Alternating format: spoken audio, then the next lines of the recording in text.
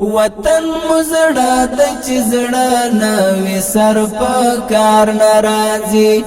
وطن مزړه د چزړه نوې سر په کار ناراضي کتري قربان شو عزت مو په اختیار ناراضي وطن مزړه بسم الله الرحمن الرحیم نومي محمود احمد شاه زویم د لوګر ولایت د برک ولسوالۍ د ابراهیم خیل د کلي اوسیدونکی یم ان شاء الله دلته ډېر اسلامي معلومات اسلامي کتابونه پکې چې هغه د موږ ذهن ته ډېر انکشاف ورکوي او له اطلاعات کلتور څخه دا ډېر منندوی یو چې دوی موږ ته داسې موقع جوړه کړې تر څو د کتاب مطالعه باندې پوه سو او د کتاب اهمیت باندې پوه سو چې کتاب څومره اهمیت لري او د کفري نړۍ په مقابل کې موږ ځانونه ډال او سپار وګرځوو